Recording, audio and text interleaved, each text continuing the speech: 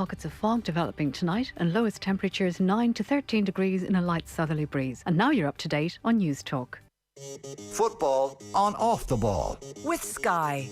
Watch big games from the Women's Super League live on Sky Sports. And you're welcome back to Off the Ball Saturday here on News Talk. John Duggan with you through it till 5. This is Football Saturday. Remember, Football and Off the Ball brought to you by Sky. All the football you love in one place across Sky Sports, BT Sport and Premier Sports. You can text us 53106. You can tweet us at Off the Ball. Listen on News Talk. Also watch us, if you can, on the digital and social channels for Periscope and Twitter at Off the Ball, YouTube, Facebook and on the OTB Sports app. We're joined by Johnny Ward, the broadcaster and journalist, Dan McDonnell, who's in Luxembourg, the Irish Independent football correspondent, and the former Republic of Ireland international Simon Cox to talk about the beautiful game. The conversation can be dominated pretty much by the Republic of Ireland. I want to do the shout out to the listeners on 53106, our audience. What do you think about the national team this week? Did you go to the Portugal game? Did you enjoy it? What did you feel it was like getting back to a match with 50,000 fans? Are you excited about the style of play? Does Stephen Kenny now have the buy-in of the players and you, the public? Would you remain sceptical if we don't get a result in Luxembourg tomorrow? Are you a referee in Irish football? This is another hot topic this week. Have you got stick at a game that's gone too far? Or listeners that go to matches? So many of you out there. Is abuse widespread? What is your experience? And if there are Aston Villa fans in the country, I know there are, Jerry Gilroy being one of them, what do you make of the Stevie G appointment? Does this also highlight the limitations of Scottish football, him leaving Rangers to return to the Premier League? 53106, we really want to get your opinions on the national team after what we saw the other night. To me, it's pretty obvious. Stephen Kenny should be at the wheel. Undoubtedly, we've improved from the nadir of Luxembourg back in the spring. The return fixture tomorrow. But there is buy-in from the players. You could hear Seamus Coleman, Shane Duffy, Josh Cullen in the last 10 days supporting the manager, believing in the style of play under Kenny and Anthony Barry as coach and Keith Andrews as assistant. I think the fans are patient. They understand that we don't necessarily have the best players in the world. But for me, football is all about enjoying the way the game is played. That's why I obsessively watch the Premier League, not because I'm have any massive affiliations with England as a country. I'm a Tottenham fan, but because I want to see players play the best football. I just want to see the best football played because we love the game so much. That's what we're trying to do here, I think, under Stephen Kenny, play good football. And I think people can also understand that the governing body, before the new board was installed, got the game into a bit of financial mess. So we do have to understand where we are as a football nation and not just judge it solely on the results of the national team. Johnny, you're welcome to the show. You've had a bit of a knockout this week. Yeah, a bit of a crash on the bike, JD, so you're okay? Great to be here. Yeah. That's good to hear. A bit of a scare, but yeah, I didn't, surprisingly, I didn't actually just fall over. I had a crash, but it was a good week and I was able to go to the game Thursday and enjoyed it immensely. I don't think we would have lost to Luxembourg and drawn with Azerbaijan if we'd 50,000 fans there. Do you agree? 100%.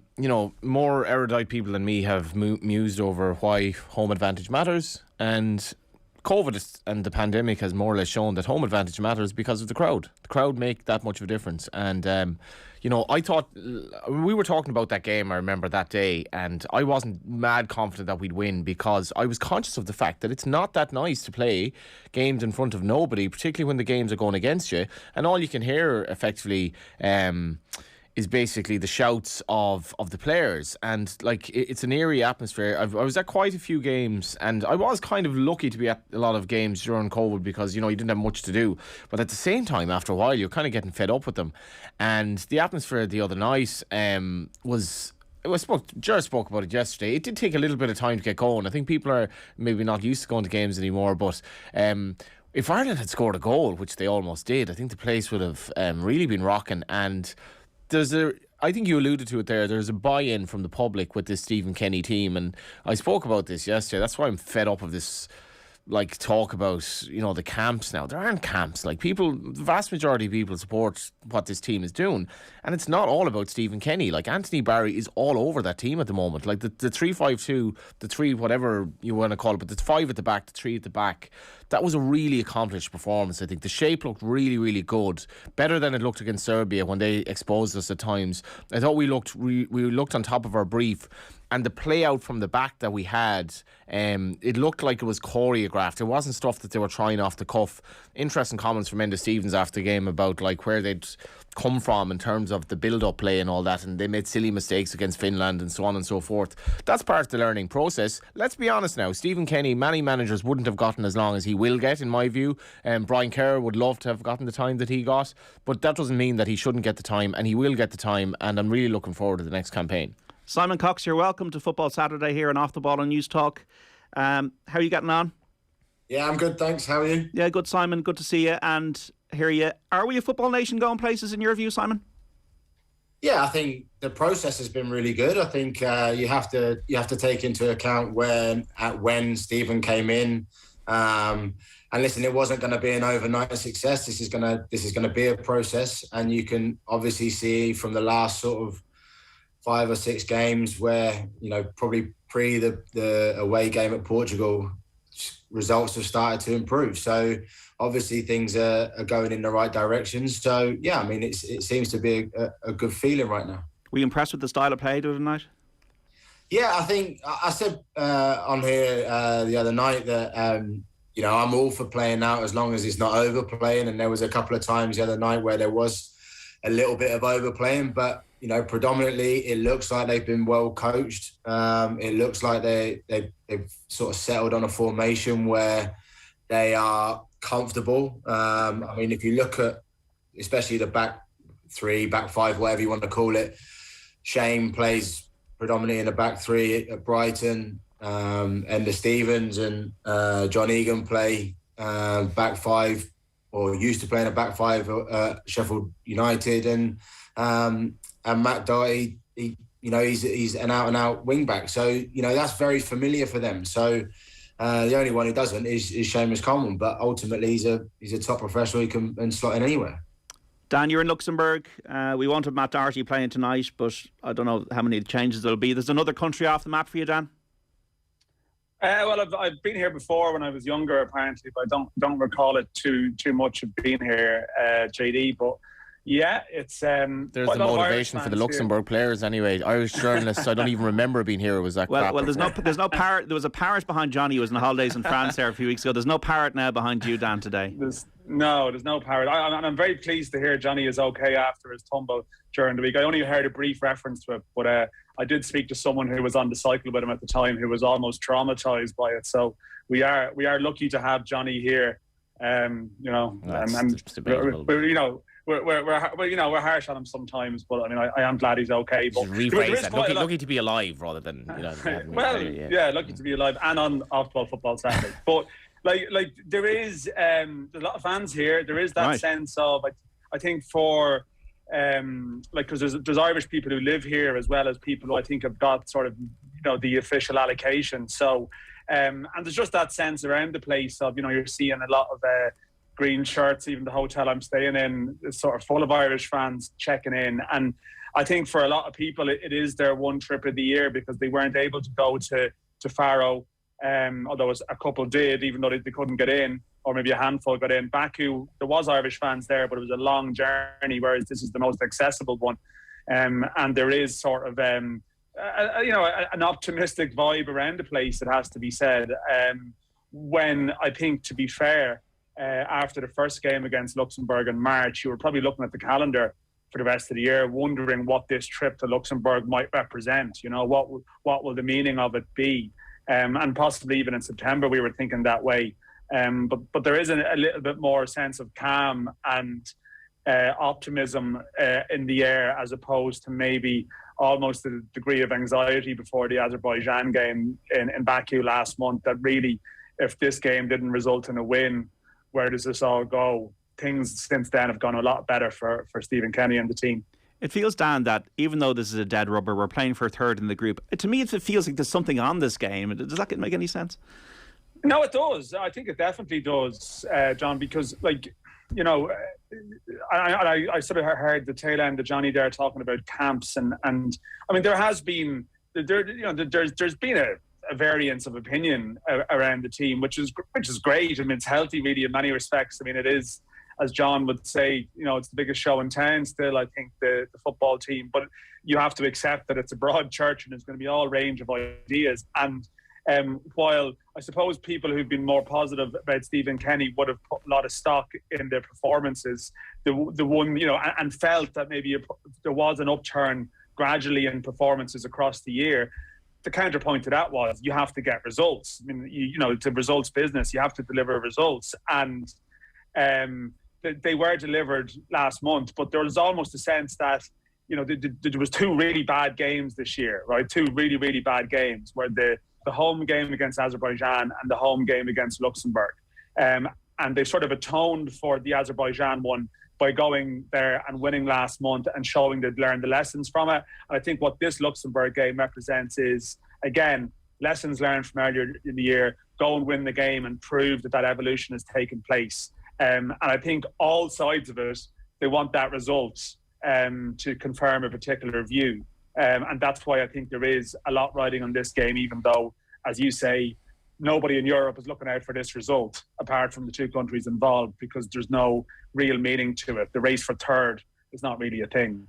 Dan, you've got to see the process, though. The process has got to be right, though, isn't it? Like, you've got to see progression from the team. You've got to see better performances. It's not just about, getting one win here, one win there. It's not a good progression from the team. It sort of makes it a little bit easier for Stephen Kenny to stay in the job. Well, I think what is been the most noticeable improvement, Simon, I think, is there's an element of consistency around selection and sort of the identity of the team now. I think, even asking Shane Duffy about it the other night, and you mentioned it there, like some of these players are very suited to the system.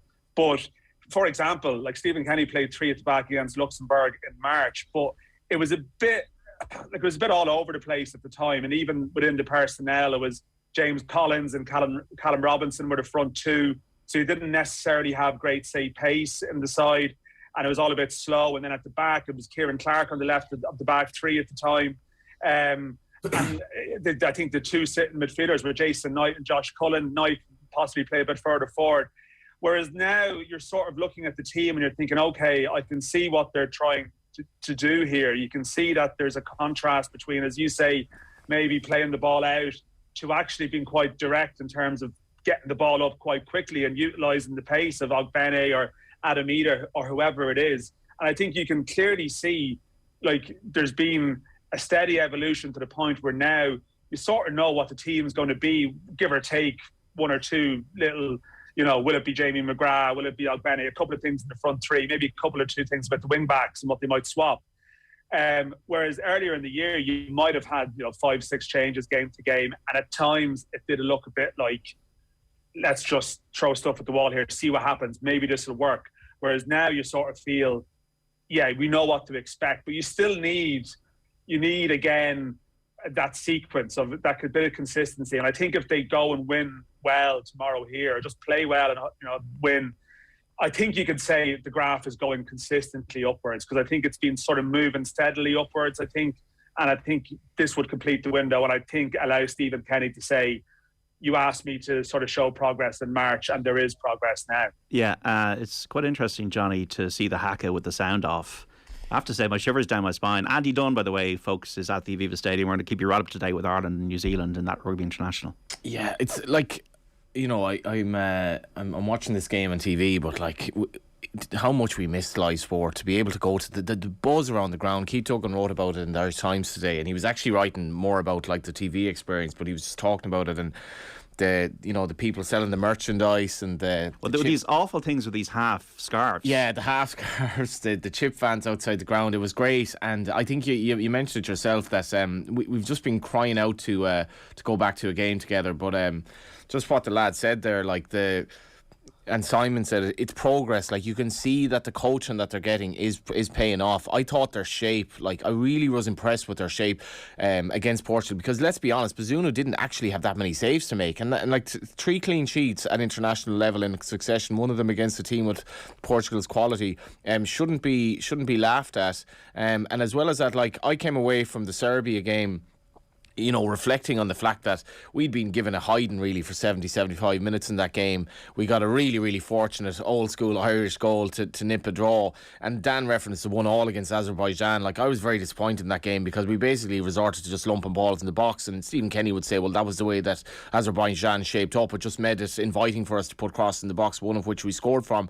But the last three games, and in particular the game against Portugal, considering that we ended up with we basically went for the jugular late on, where we actually tried to nick it with three up top. But those three up top, one of them's not getting a game for Norwich, one of them's playing wing back in League One, and the other one's playing the Championship, and yet they look like they were trouble in Portugal. And the two midfielders, Cullen and Hendrick, they really seem to be growing into the role, and I thought Conor Horan did well when he came on as well. And there just looks to be an identity with the team, but I wouldn't it's not spoken about enough, the role Anthony Barry's having here. Like, Dan has covered Stephen Kenny on the beat for I don't know how many years. I doubt he's ever seen him play three at the back until this Ireland setup, and it's a system that they've kind of half fallen on. But to me, that extra body in defence is making a huge difference when we need to make tackles late. When Portugal did eventually get in the box, they found that they were crowded out.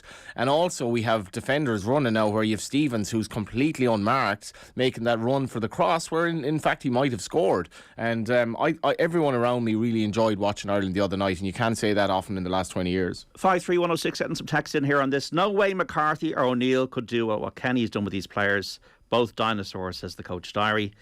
Incredible the difference in criticism received by Martin O'Neill, with far better results than Stephen Kenny by the off-the-ball pundits. It seems to be those pundits with an affection for the League of Ireland and maybe a reluctance to accept where his achievements pre-Ireland lie in context. To admit that means to admit that an excellent manager in the League of Ireland is still very much improving at this level. I hope it doesn't work out for Kenny as a fan, but please, some balance in the analysis. He has not achieved anything of note yet. Anybody can text in any opinion, as long as it's okay to read out on air. On 53106. As long as there's no bad language or no libel, we're happy to read it out. Just on that, like what Kenny has achieved, 100%, right? Our points record, even if we win tomorrow, we'll have 9 points from 8 or 10 from 8, whatever it is. It's not going to be great, and we really should be probably beaten, or we should be getting, give or take, 10 points from 12 against Azerbaijan and Luxembourg, something like that, which we're not going to get. And I think he's had a little bit of luck in terms of the games, that the way they've come up late in the campaign, in that essentially Portugal were happy enough to get a point the other night, and I think we have to take that in the context that Portugal weren't all out to win the game. So things have come, he's gotten a little bit of luck. We got extreme luck with the goal against Serbia. I think he got lucky that Portugal didn't necessarily need to win the game, but he'd banked so much bad luck at that stage. I think he was entitled to it, and as well as that, you can clearly see there's an identity in this team, and these footballers are enjoying playing for Ireland rather than being told, here's not what to do, here are your limitations, try to nick a draw against superior opposition. He's put belief in them, and they like that. Simon Cox, I'm interested in this. Sorry, I'll just, before I get to you, Dan. Simon, this whole thing about the style of play versus results. Like, Giovanni Trapattoni gave you your chance. He brought you into the Ireland setup. We got to a Euros, we beat Estonia, got to a Euros, didn't play well at the Euros, you played at the Euros, but we were playing like teams like Italy and Croatia and Spain.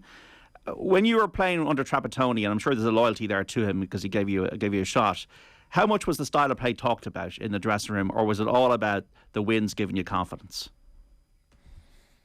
Well, I mean, I don't think, I didn't lose a game for Ireland until I think it was just before the Euros, or maybe even at the Euros. So we were in such a decent run of form that style of play wasn't even something that was talked about. Bearing in mind the personnel that we had in the team at the time. I spoke about this last time I was on as well, that the spine of the team, you had Shea in goal, you had John O'Shea, Richard Dunn, then you sort of had Duffy, Keith Andrews and Robbie and say Kevin Doyle up top. So, you had players that dictated the way that we played anyway. Whereas now I think it's more a case of the team is very comfortable playing in a system, and the way that football has evolved over the last sort of 5-6 years is more about playing out from the back. It's now controlling the game. It's the tempo of the game. It's it's a lot more pacier than it was sort of back then. Robbie and even Kevin Doyle, not the quickest, but you play to their strengths. You don't play. You don't sort of play a system that doesn't suit them because they become ineffective. Simon, I was just going to ask you, I mean, I remember that game against Spain at the Euros, and it always comes up with you because you were sort of selected for the side.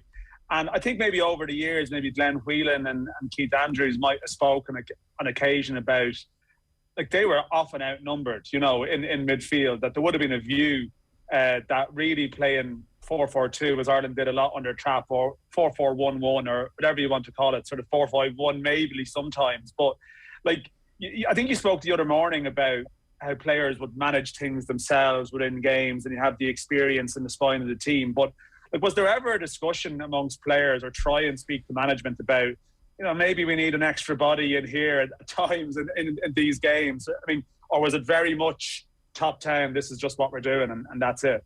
No, listen, I think the Spain game was, it was a tough one, just purely and simply, they were the best team in the world, and they were for a few years before and a few years after that. So, listen, we could have stuck 5 or 6 in midfield. I still think they would have said we were outnumbered. But I just think that at the time,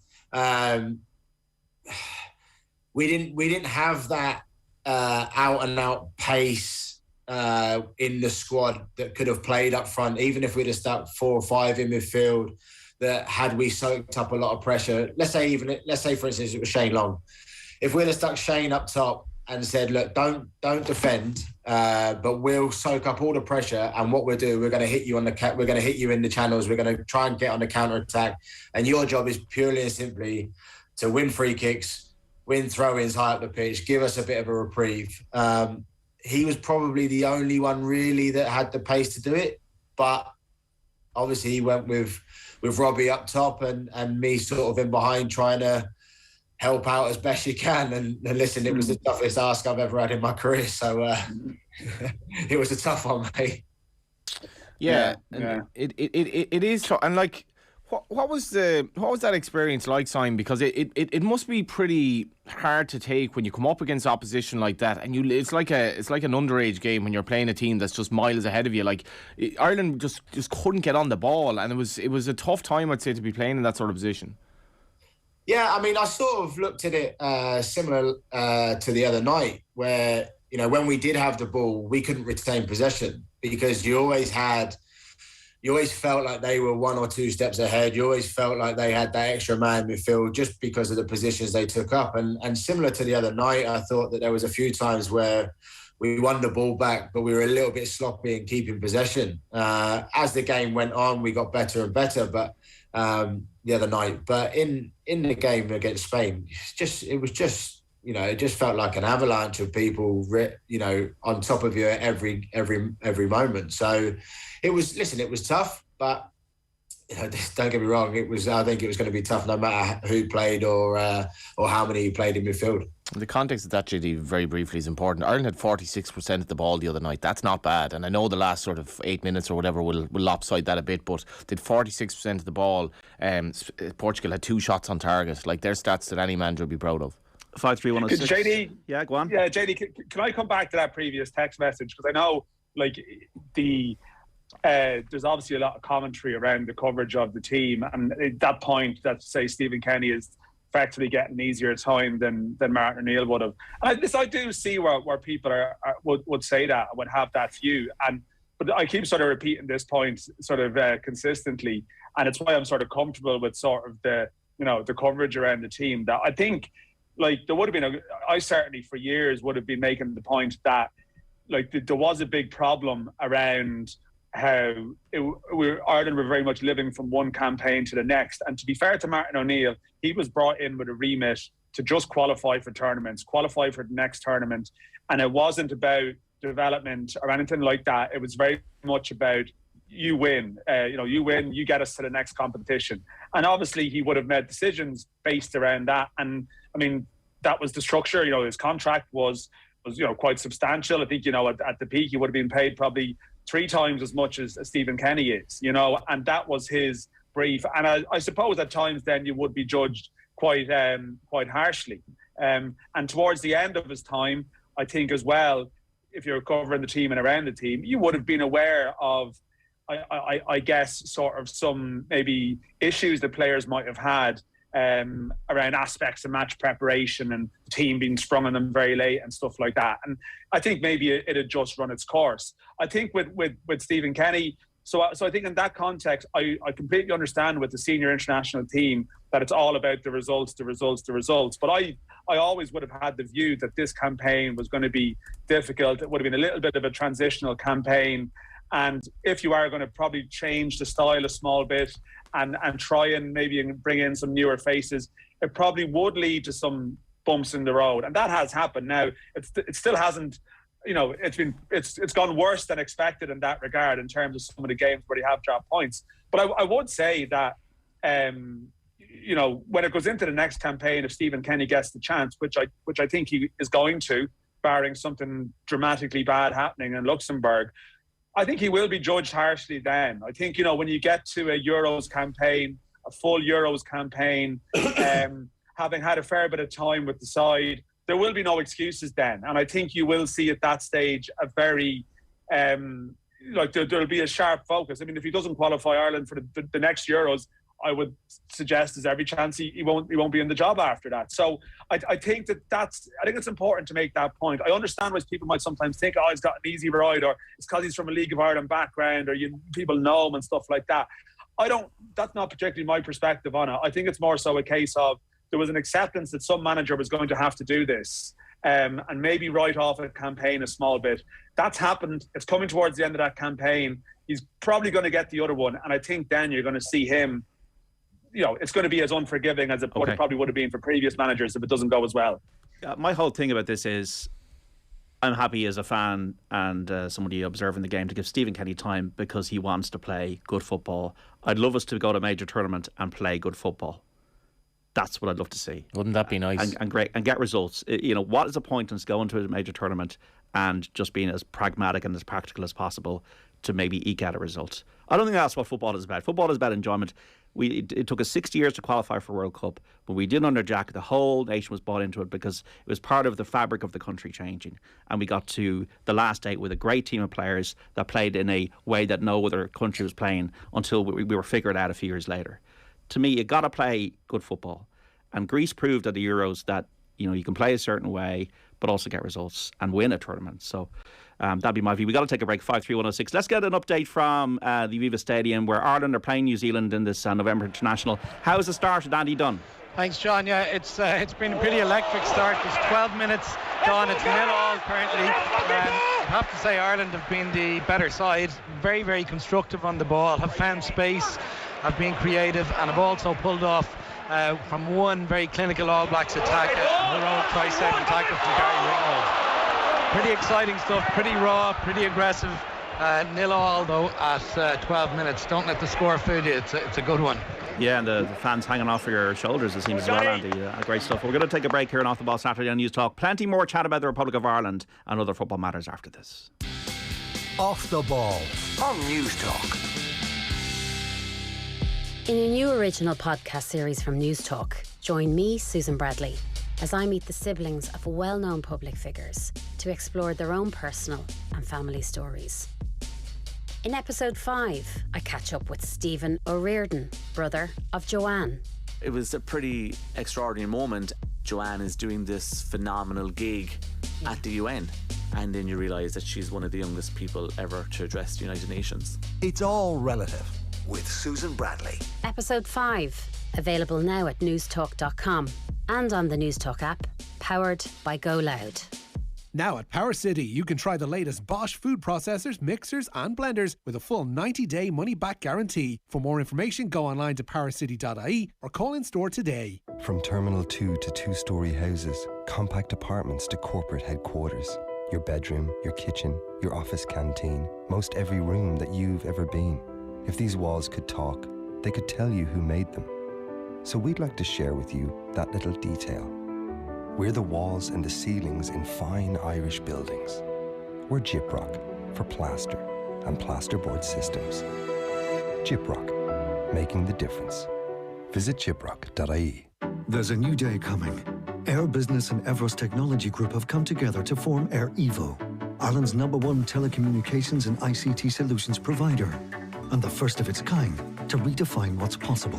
making true end-to-end solutions possible for the first time in Ireland through innovation, expertise, and a unique connection between technology and people, so that you can innovate, evolve, and grow your business. Air Evo. Together we make possible. Find out more at airevo.ie. It's about time we partied, like no other party. Let's make this Christmas special. The excitement, the racing, the passion, the food, and night to remember. So, start practicing your moves. Get ready, get set, go Greyhound Racing! It's back at Shelbourne Park Greyhound Stadium. Book your Christmas party at www.shelbourneparkgreyhoundstadium.ie. Foley's Bakery. In changing times, you need the right support to take the next step in building your business. Foley's Cafe. At Bank of Ireland, we're here to support the financial well-being of your business as it grows, with faster, easier loan applications and dedicated business teams when you need them. Hello, Foley's Coffee Roasters. Search Bank of Ireland Business. Bank of Ireland. Begin. Lending criteria, terms and conditions apply. Over 18s only. Bank of Ireland is regulated by the Central Bank of Ireland. Don't cut corners on your car insurance. Get a better quote at insuremycars.ie, Ireland's trusted car insurance specialists. We search the market to get you the best cover at the lowest prices. Insuremycars.ie. City Financial Marketing Group Limited, trading as insuremycars.ie, is regulated by the Central Bank of Ireland. On Disney Plus, discover the shocking true story. Less than 1% of people get addicted to Oxycontin. Of how one company's greed triggered the worst drug epidemic in American history. A pharma company is lying about their medication. Addiction rates are on the rise because of this drug. A new and exclusive original series from the executive producer of The Handmaid's Tale. These people trusted me. Can't believe how many of them are dead now. Dope Sick, now streaming. Only on Disney Plus. 18 plus subscription required. T's and C's apply. At Aldi, we've got hundreds of passionate suppliers all over Ireland. Fancy a tour? To Cork for Morgan's fine fish Irish hake fillets. Kilkenny for O'Shea's potatoes and carrots. Wicklow for John Pringle's specially selected slow-cooked Irish lamb shoulder. And to Coughlin's Bakery Kildare for specially selected cinnamon buns. If they ask where you've been when you get home, just say you've been to Aldi. Aldi, the best of Ireland brought home to your table. Things are deteriorating quickly here in DRC. It's now the biggest hunger crisis the world has ever seen, and 3.4 million children are on the brink of survival. Concerned staff are working around the clock, but we desperately need more supplies. Your gift will save lives. Visit concern.net and send life-saving food today. Thank you. Auctioneers, estate agents, letting agents and property management agents operating in the Republic of Ireland must hold a Property Services Regulatory Authority PSRA licence. An auctioneer may auction land, fine arts, antiques or animals at a mart. When engaging an agent, don't assume your agent is licensed. Check the PSRA Register of Licensed Agents at psr.ie. Unlicensed agents are breaking the law. Report unlicensed operators to info@psr.ie. Remember, no PSRA licence, no PSRA consumer protection. At Peugeot, we're known for our exciting range of award-winning cars and SUVs. Now we've created a range that's electrifying. The fully electric E208, striking and distinctive. The fully electric E2008 compact SUV, smooth and spacious. And the 3008 plug-in hybrid, combining advanced electric and petrol engine technology. To book a test drive at your nearest Peugeot dealer, visit Peugeot.ie. There's only one must-read for students and their parents, the Sunday Times Good University Guide, with all aspects rated from student experience and degree outcomes to job prospects and progression rates. It's Ireland's only ranking of universities and ITs. Pick up your copy of the Sunday Times this weekend or visit thesundaytimes.ie/Good University Guide. Discover the Whirlpool Fresh Care laundry range at Power City. The perfect match washing machines and dryers will keep your clothes fresh for up to 6 hours after the programme is finished. For more information, go online to powercity.ie or call in store today. Football on Off the Ball. With Sky. Watch big games from the Women's Super League live on Sky Sports. And you're welcome back to Off the Ball Saturday on News Talk. Let's go to the Aviva Stadium and low lie the fields of Athenry. Andy Dunn. But just Johnny Sexton's just about to take his conversion. The place has fallen silent.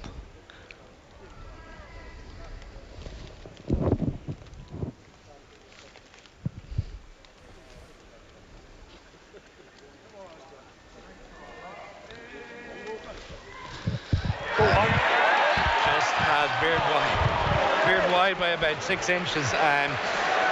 Ireland 5-0 up, very, very well deserved after 16 minutes. They've varied their point of attack. They haven't, they've used the whole width of the field. They've been very constructive with ball in hand. And very much deserved the 5-0 lead. It came from a high tackle on Johnny Sexton. Cody Taylor was yellow carded on the halfway line. Sexton kicked to the corner, and from that line out, Ireland played multiple phases of rugby, went into midfield, went to the right, ultimately went sweeping move from right to left, brilliant passing, brilliant execution, and sent James Lowe over in the corner. So 5-0 to Ireland after 17 minutes. Okay, so James Lowe with that try, Ireland 5, New Zealand 0, and now back to Andy Dunn for more from Lansdowne Road on that November international football, though, all the way until 5 on Off the Ball, brought to you by Sky. Don't miss Everton versus Man United in the Women's Super League this Sunday, live only on Sky Sports. We're joined by Simon Cox, the former Republic of Ireland international, Dan McDonnell, who is in Luxembourg from the Irish Independent, and Johnny Ward in the studio with me, the broadcaster and journalist. 53106 for your texts about the beautiful game, and here are some of them. Ireland have one competitive win under Stephen Kenny. One. Right now there's a pool of talented footballers in England who will never make this English team. They could play for Ireland, but they won't play for Kenny. Give the job to Chris Hughton and start getting results. No other international manager with one competitive win would even dream of a contract extension, says Bill. I don't know about this, players wouldn't play for Kenny. I don't know what that's about. I don't know if that's accurate.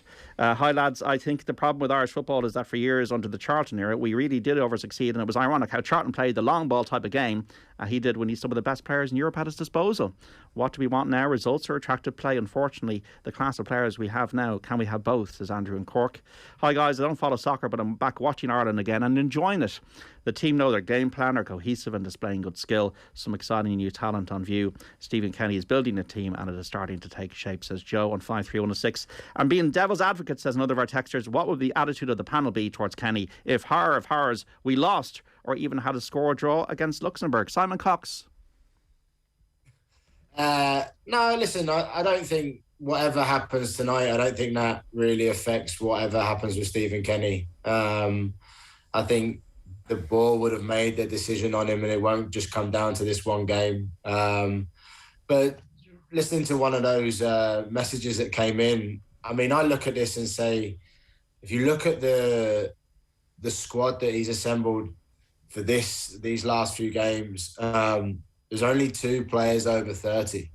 I think it's Seamus Coleman and Enda Stevens. So everybody's in their sort of early, well, I mean, you look at some of them are 19, 20, early 20s, and then they're sort of mid to late 20s. So, you know, this is a good time for Irish football where we can start building something for the future and giving Stephen Kenny this next campaign going into the Euros for the next campaign. I think it's something that if you've got a decent, young, hungry, competitive squad, this can only mean a good thing for Irish football. We got a penalty for New Zealand. They've kicked it. It's now Ireland 5, New Zealand 3, 20 minutes into the game at Lansdowne Road. Seamus Coleman and Shane Duffy, I think, were huge the other night just for their leadership qualities. Simon, you played with Seamus.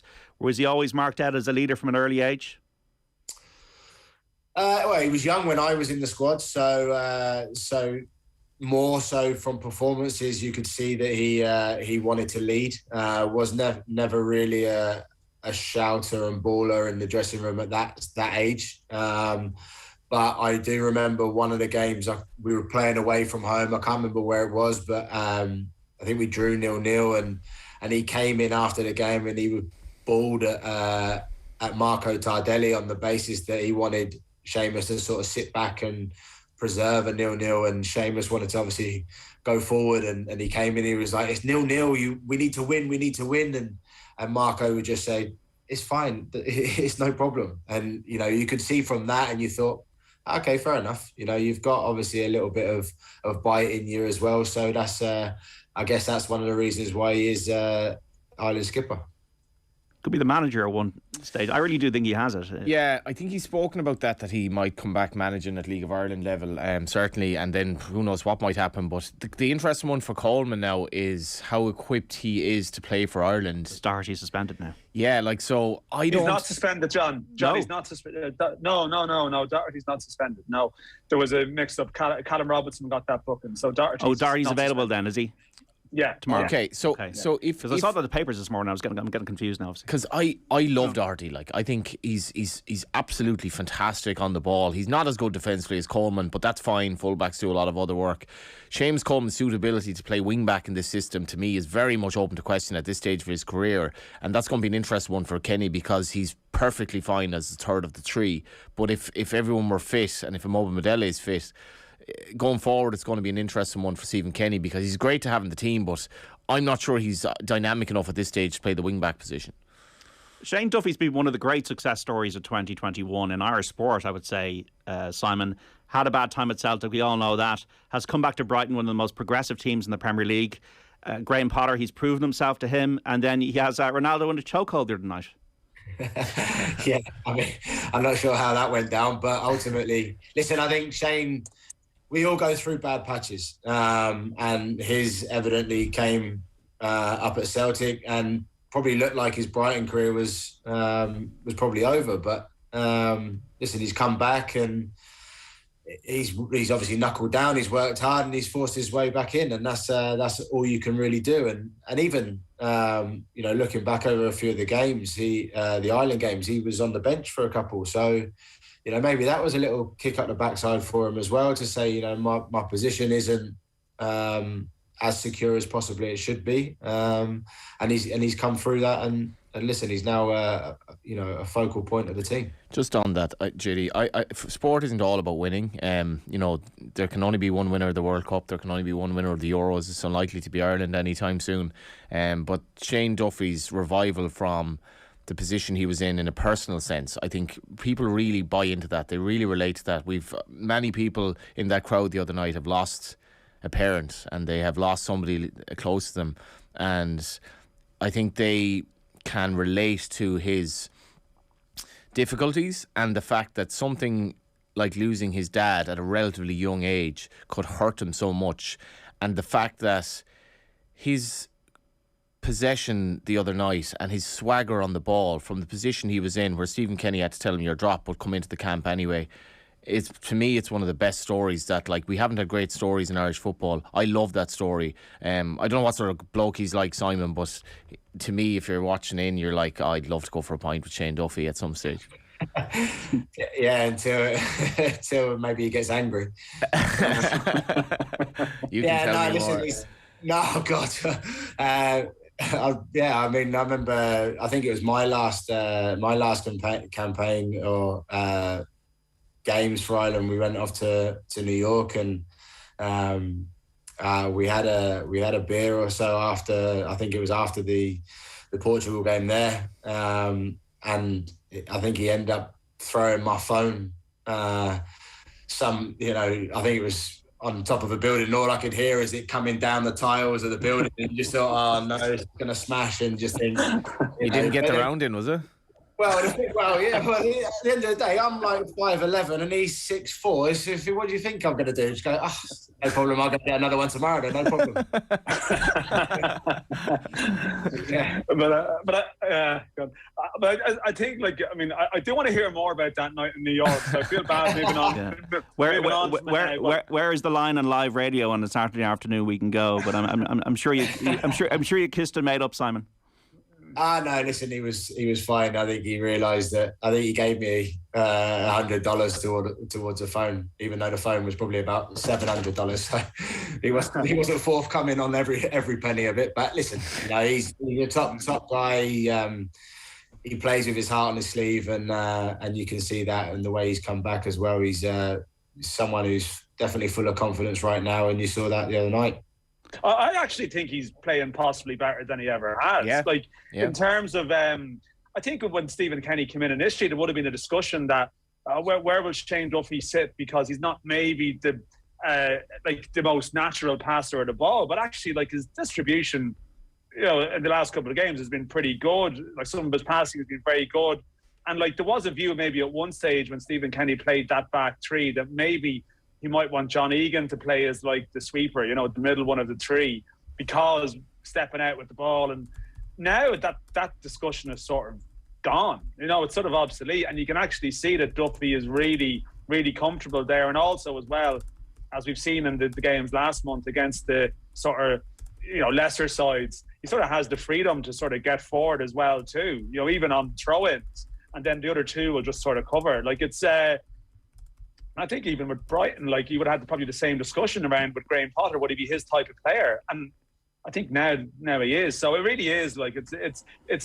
a lot of Spurs involved, but even just his application, his football application is really good right now, and it's great. Like it's really, really, really great to see it. There was one. Yeah, that would show. That would just show how much he's sort of looked at himself and thought, if I'm going to have a decent career internationally and in the Premier League with Brighton, I'm going to have to change my game. And you can see how his game's evolved. And he's obviously had to learn a different skill where he's normally been playing in a back four, at Everton, and when he went out on loan, he went to Yeovil and stuff, and he's found himself in a really good place at the minute, and that's how his game's evolved, and he looks really comfortable. There was a moment the other night, Simon, I don't know if you remember it, where, and I'm kind of speculating here as to where he headed the ball, but the ball sort of just hung in the air.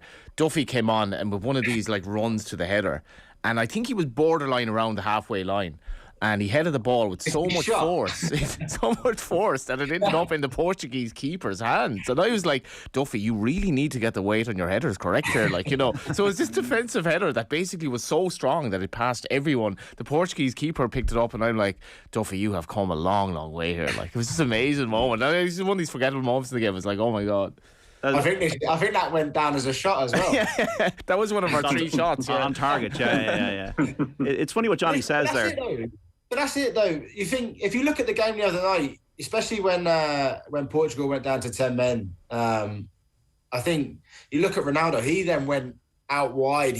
When goal kicks were happening or long punts up the pitch from Portugal were happening, you never saw Ronaldo in the centre of the pitch. Probably after Shane got him in a headlock, he thought, "Not that. I'm not getting anywhere near that again."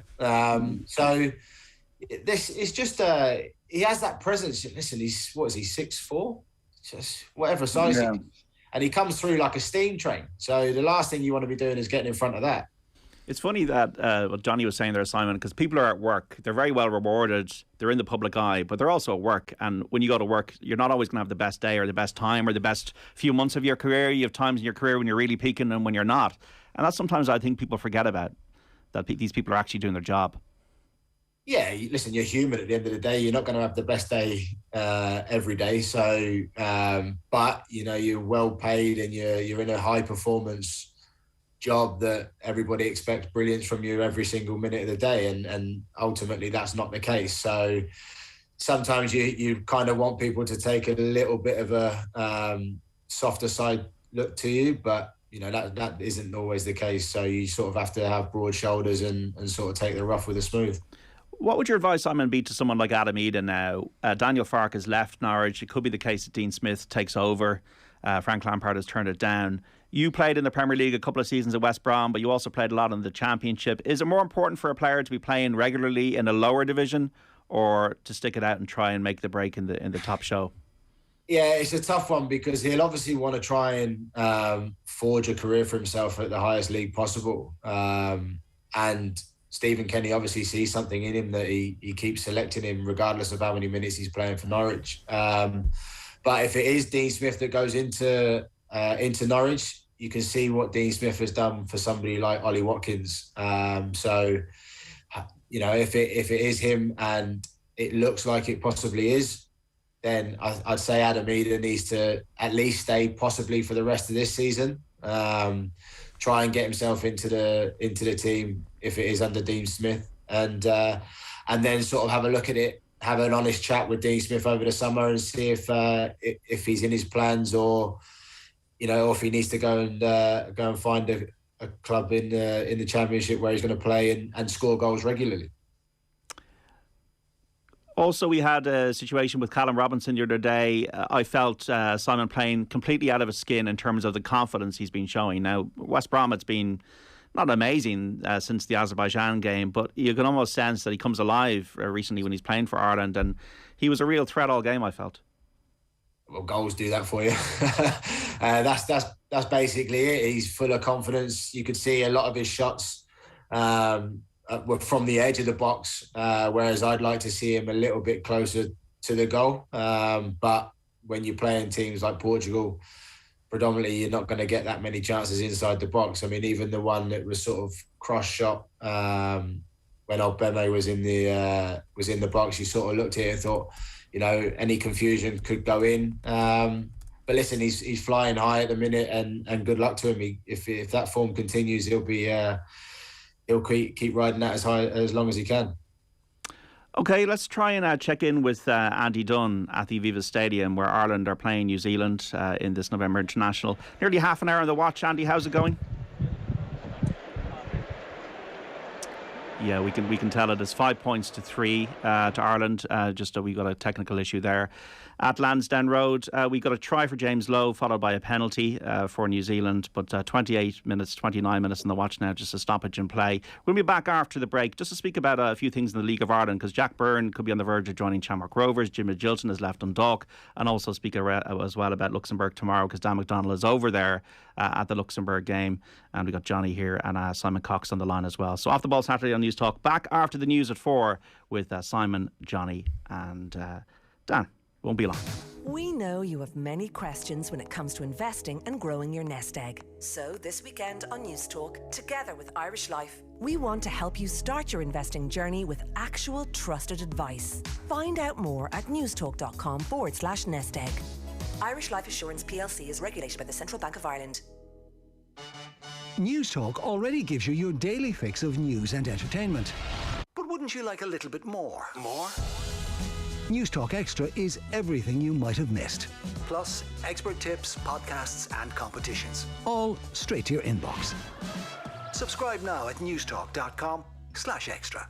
At Centra, we have everything you need with great offers, like Centra Lean Mints Twin Pack 660 gram, only €6. Selected chocolates, biscuits and soft drinks, like Coca-Cola 6-can pack and McVitie's Victoria 600 gram, any 2 for €7. And until Sunday, Bulmer's 20 bottle box, only €14. Centra, live every day. Enjoy it sensibly. Enjoy endless entertainment with a TCL Mini LED QLED TV. TCL's Mini LED technology makes it one of the slimmest direct LED TVs, giving great picture quality without compromise on design. Discover the TCL range now on powercity.ie.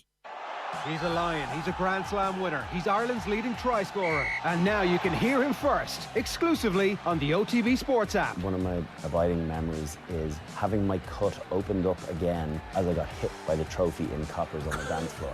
Join Brian O'Driscoll for the best insight and analysis this rugby season. We haven't had the usual kind of grenades from Gats, that's gone, so we're creating them ourselves. Get the jump on everyone else. Download the OTB Sports app and turn on notifications now.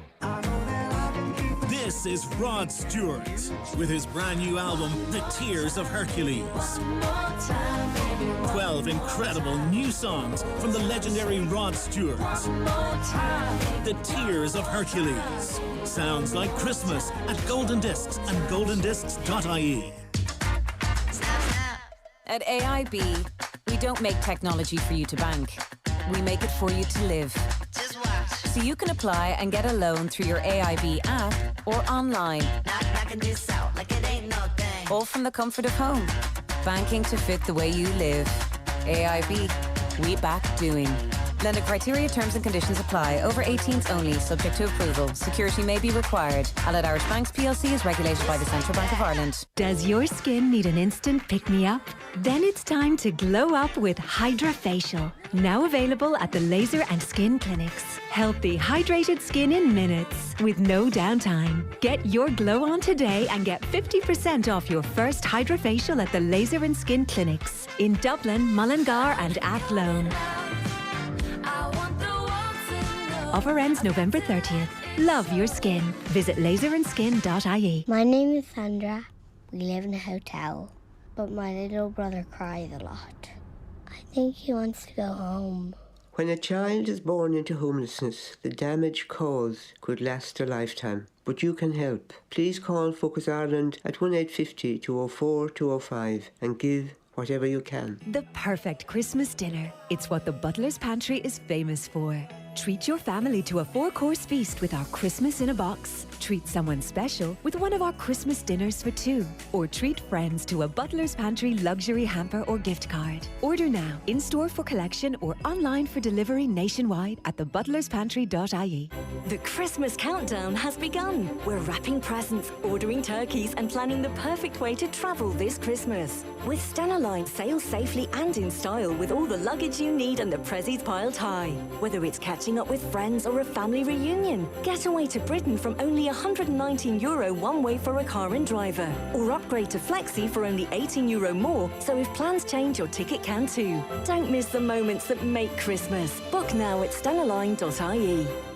Support Irish retail by shopping with Ireland's #1 online store, mixgarage.com. With guaranteed next day delivery across a massive range of items, you'll find everything you need for your car, home, garden, staycation and so much more. Sign up to our sale alerts to access exclusive discounts and get €5 off your first order. Join almost 1 million happy customers and shop Irish with mixgarage.com for Brexit-proof shopping delivered straight to your door. Visit mixgarage.com today and buy Irish.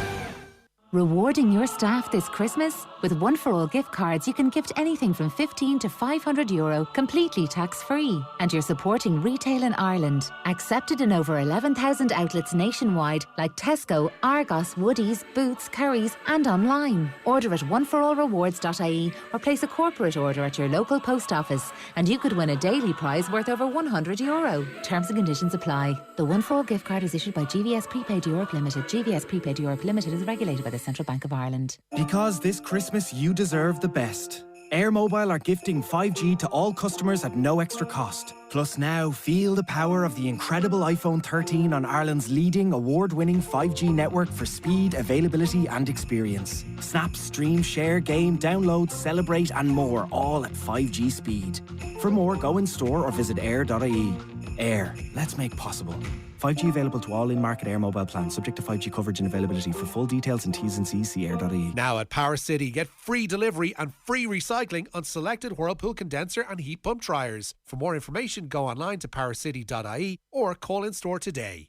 A healthy immune system is the key to your good health. Take a safe and simple step to protect yourself with Alflorex Immune. Alflorex Immune from Precision Biotics combines a single-strain bacterial culture with extra-strength vitamin D to support your immune system. Ask your pharmacist for more information or at your nearest health food store. Protect yourself with Alflorex Immune. Looking for new ways to reward your staff and customers this Christmas? Then surprise them with a Lidl corporate gift card. Use on everyday essentials, middle aisle specials and treats from our Christmas Deluxe range. Plus, if you spend over €1,000 before October 30th, you'll get a discount on your cards. Contact our corporate gift team at lidl.ie/corporate gift cards.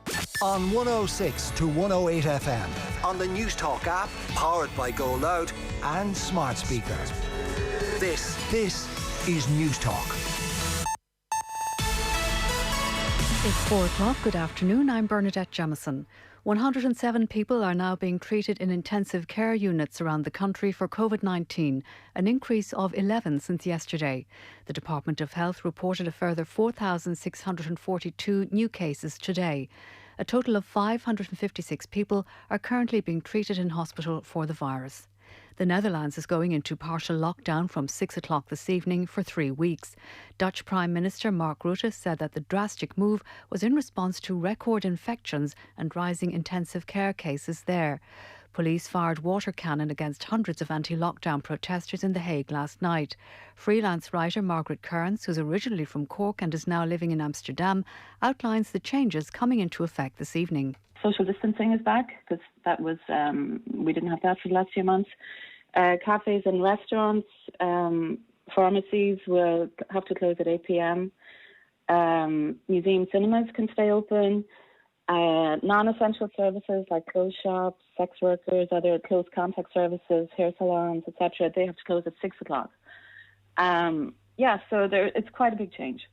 The scramble to get an agreement at the COP26 Climate Change Summit is continuing this afternoon, with another session of talks taking place. One of the last-minute problems to emerge concerns forests. The proposed deal pays countries for reducing the number of trees they chop down, but nations, which have managed to preserve theirs already, are asking to be rewarded for that. The head of the event in Glasgow, Alok Sharma, insists today's deadline won't move. This COP, this afternoon, this will close. And at the end of the day, what has been put forward here is a balanced package. Finally, the Labour Party's national conference is continuing this afternoon in Dublin's Mansion House. The party has been stuck at around 5% in the polls for an extended period. It's 4:02. News Talk weather. Thanks to Ryanair. Plan your winter sun in Lanzarote, Tenerife and Gran Canaria. But hurry, seats are selling fast. Mild and cloudy with further patches of drizzle, some pockets of fog developing tonight, and lowest temperatures 9 to 13 degrees in a light southerly breeze. And now you're up to date on News Talk. Football on Off the Ball. With Sky.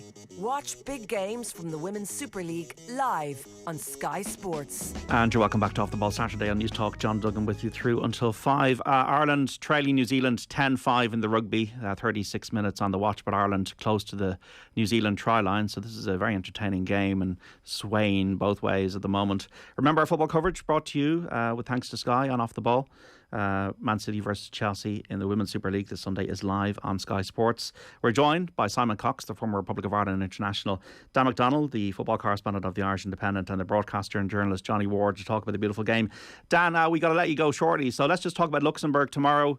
What can we expect? They won during the week. They'd beaten Azerbaijan home and away, but they have lost to Portugal and Serbia both times. But it was only a 1-0 defeat to Serbia, and we know obviously what happened in Dublin back in March.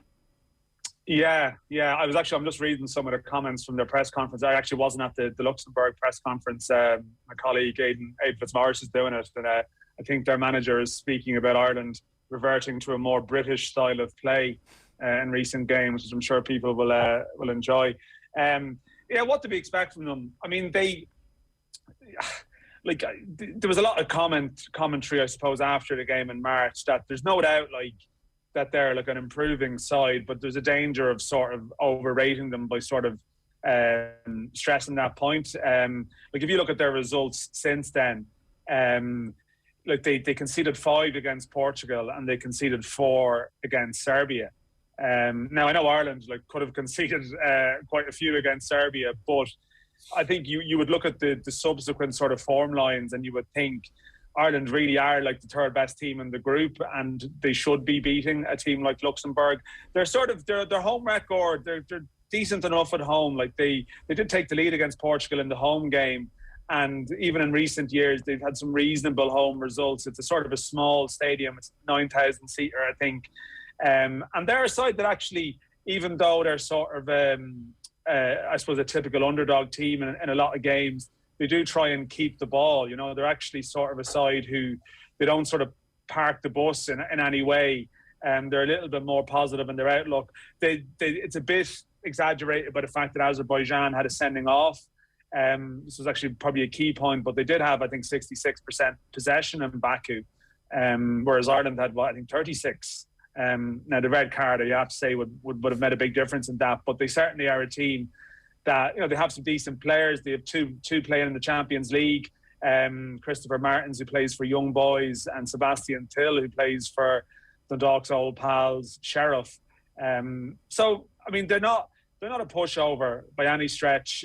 I think it's a tricky game, but I do get the sense from, I suppose, the Irish camp and things that have been said that there is a feeling that if Ireland hit their maximum levels, this is a game they should be winning. So I suppose in terms of maximum levels, I think the one interesting point to make, if you look across the year, that Ireland have had sort of big games at the start of a window, put a lot into it, and then 3 days later, the second game hasn't gone particularly well. You could say that with from Serbia to Luxembourg in March. You could say that from Portugal to Azerbaijan in September. Now, last month it was a bit different, playing a friendly after Azerbaijan. But I mean, it was good, it was encouraging. And what Stephen Kenny did was he freshened up the team and got the changes right. And I think that's something they'll be looking to do, obviously, for tomorrow, is to get the balance right between sort of maintaining a good level and that momentum we're talking about earlier, but maybe sort of freshening up the side a bit too, because I think there is a feeling that really, if Ireland play anywhere close to their best, it's still a game they should win. What changes would you expect, if any, then, Dan?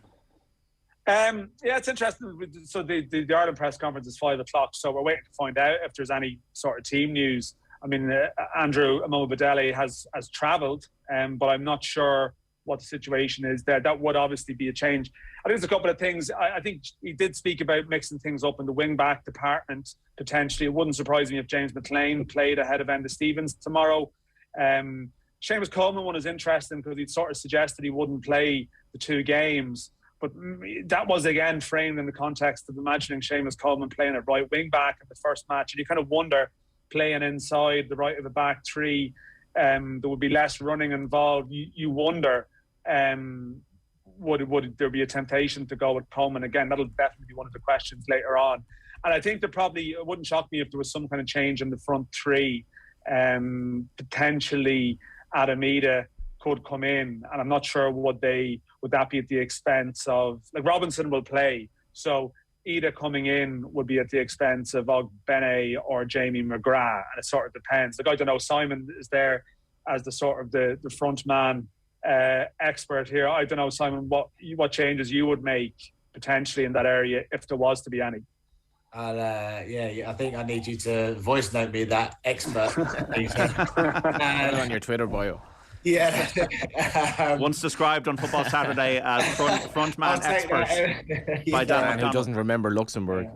I think if Adamida comes in, you'd look at pure pace then with Ogbene and possibly Robinson. Well, definitely Robinson as well. So maybe at the expense of obviously Jamie McGrath. So maybe if they played as a 2 and Callum Robinson in behind, which would allow him to float and link up the play and allow the pure pace of the other 2 to make that threat, possibly. That's probably what I would see, because Robinson can play off of the left and obviously Ogbene can play off of the right as well if needed to. Dan, Jack Byrne, a man who's been on the fringes of the Republic of Ireland setup, is he going back to Shamrock Rovers? It looks, I'd say at the moment, I'd be predicting it. Yeah, I think it seems to be veering that way. All right, John. Bit surprised, I have to say, when he left Apoel Nicosia in September.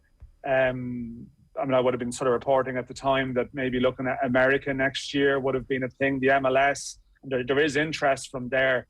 But I think what's probably transpired subsequently is it's actually quite complicated to get into the MLS. If you don't have a US passport, there is sort of criteria for international players there. And it sort of would mean a club sort of having to sort of splash out and pay a few quid. And like, for example, I mean, someone like Derek Williams gone to the MLS. He's the Irish player in the MLS at the moment, but he has a US passport through a parent. So it was smoother for someone like him to make the move, whereas for someone like Jack, it turned out to be a small bit more complicated. It's a bit different going to the USL and the leagues below it.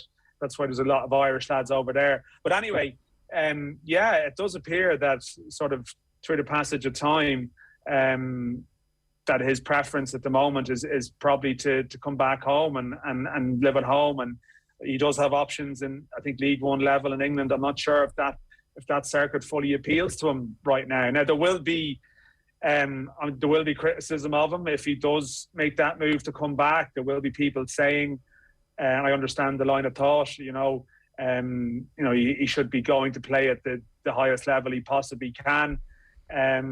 And I think you could definitely look at things that way. But I suppose, we spoke before the break about Shane Duffy's situation and sort of galvanising himself. And again, like, footballers are humans too, and you can't probably underrate the importance of happiness sometimes. And after moving around a lot in his career in his younger days, I think Jack Byrne was probably at his happiest in his 2 years at home with Shamrock Rovers. He played for Ireland while here. I think if he got back to sort of peak condition, I don't think Stephen Kenny would sort of would given his own background, and he had Danny Mandrew in the squad this year. Like, I don't think he's going to sort of snub Jack Byrne on the basis of where he plays. But I think he's got a road to travel. He's basically lost a year of his career in Cyprus. Things just didn't go well there at all. And he wants to get back to somewhere where he's happy. For Shamrock Rovers, who are probably heading into the one thing they didn't really do this year was make a real proper go of it in Europe in the way that they would have wanted to. Maybe someone like Jack could be that difference, that next year they can play group stage football. And for Jack, then that would probably be actually a brilliant platform for him. But at this stage in time, at this stage in his life, it does appear like this is the way he's looking. Yeah. It's another interesting piece of news as well today that Jim Magilton is leaving Dundalk, Dan. Yeah, that wouldn't be a massive surprise. John, the takeover of Dundalk went through this week. I suppose that was the other big thing that happened at home.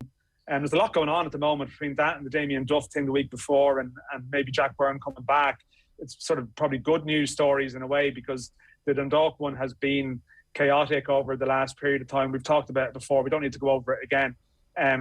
But you know, from being the top of the mountain and being the standard setters for football here, they've you know, things have gone off a cliff completely.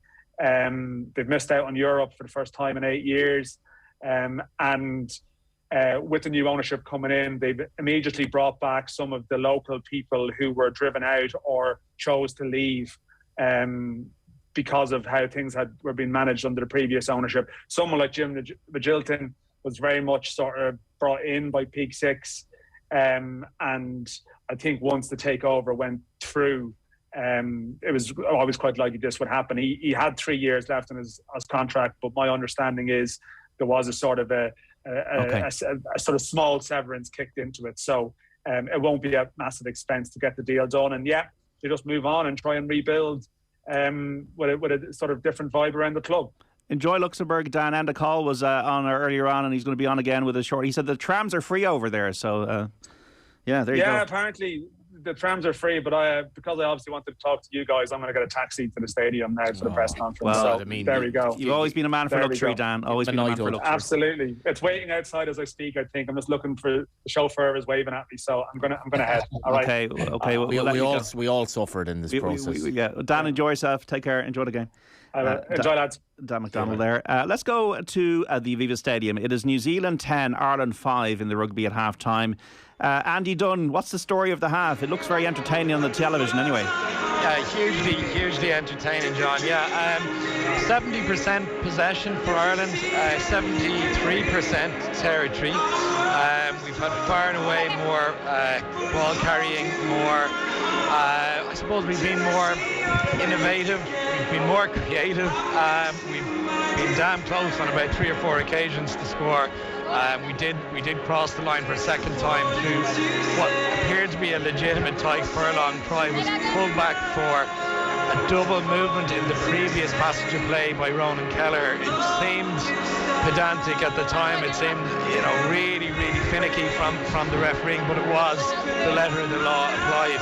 So we didn't get that try from Tyke Furlong, and about 5 minutes later, Cody Taylor, who had been yellow carded for a high tackle on Sexton, ended up finishing off a typically clinical, almost opportunistic try from New Zealand. They did a line out on the halfway line, and what they'd been trying to do previously was take the ball down and drive it.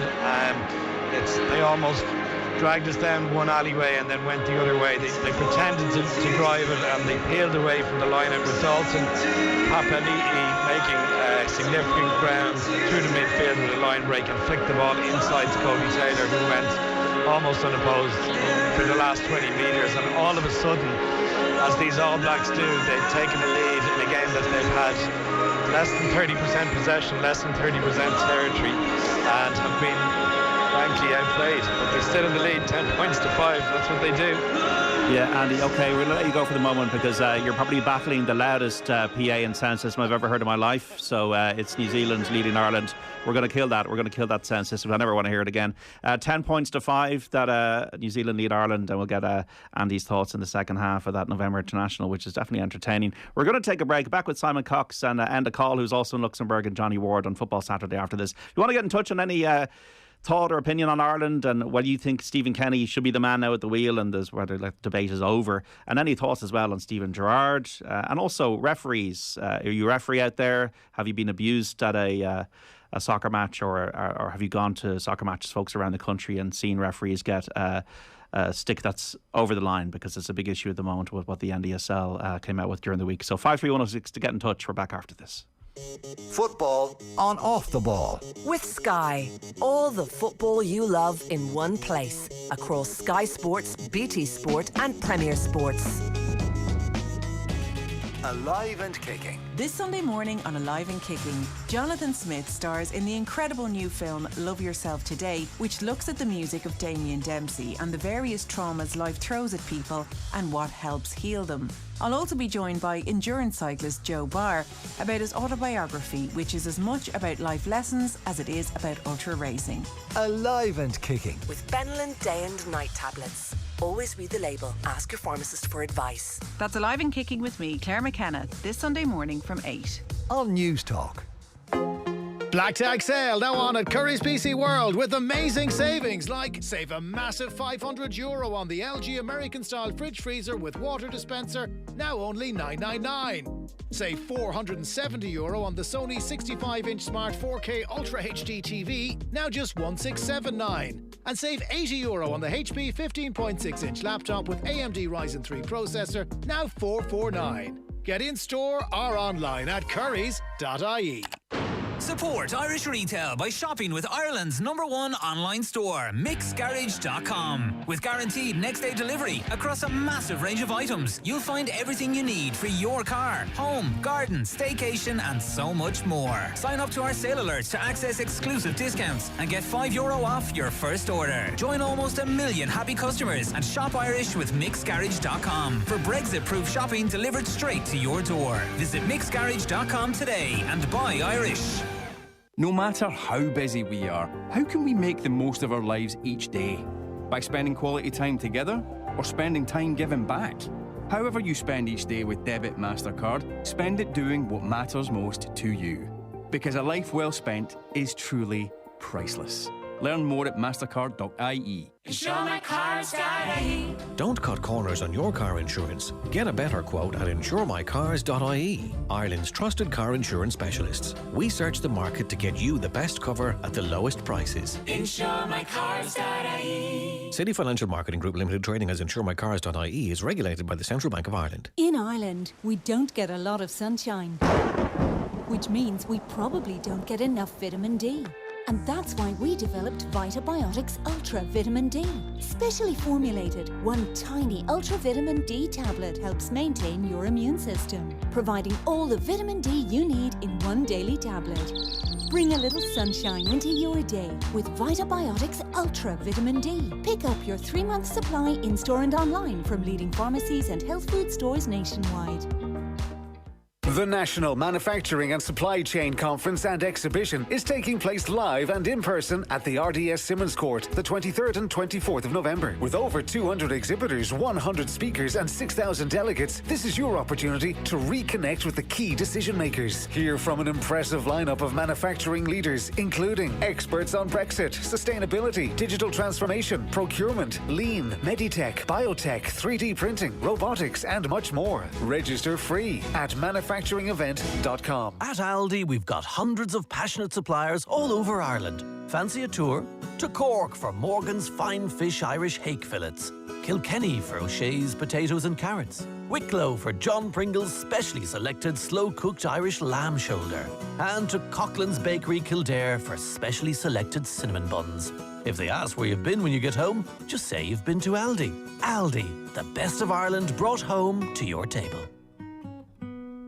The National Transport Authority, NTA, has prepared an updated transport strategy for the Greater Dublin area based on initial public feedback. This draft strategy sets out the framework for investment in transport infrastructure and services over the next 2 decades. The next stage of the process is to ask the public once again to have your say at www.nationaltransport.ie. The strategy sets out the transport schemes and measures needed to tackle climate change, to reduce the impact of congestion, to deliver a safe and attractive cycling environment, and to develop sustainable communities across the city and region. Have your say on the draft strategy at www.nationaltransport.ie.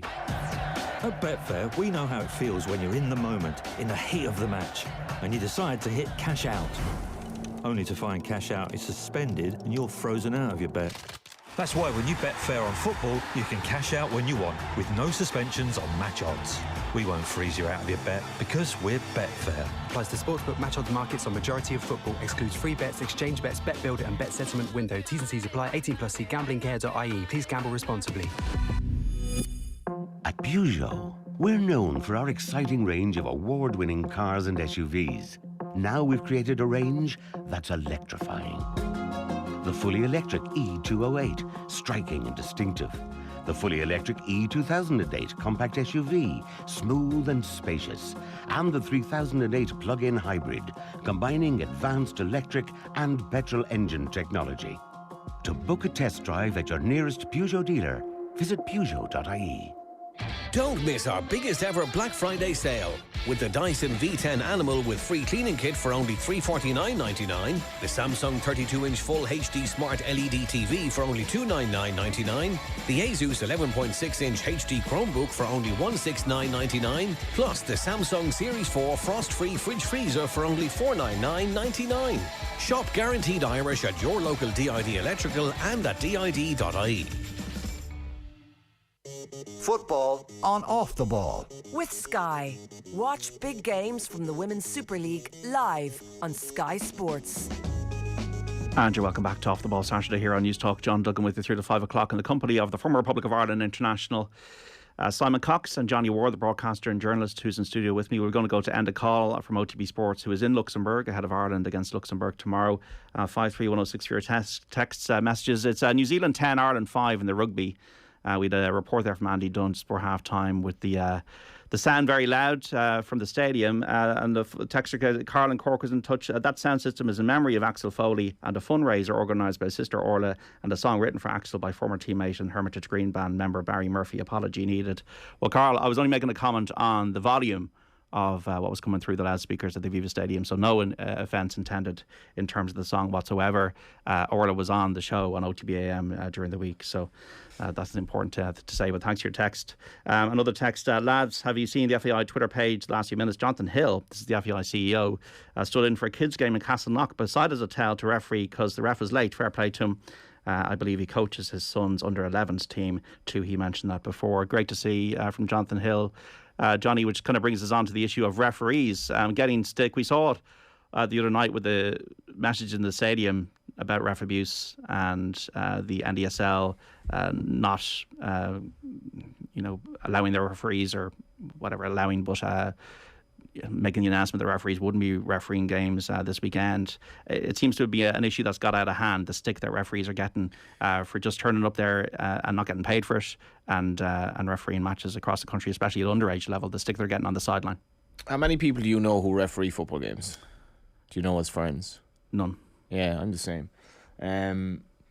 So I spoke to a League of Ireland referee. I'm not going to name him here, but he regularly referees the League of Ireland level. And I just told him we're going to talk about this, and he said a lot of referees, or a lot of would-be referees, are doing the course. I'm not sure what the course entails, how long the course is or whatever to referee. Then they do 3 or 4 matches, and then they jack it in as the abuse is ridiculous. Now, that was a shock to me that first of all, not that many people want to referee anyway.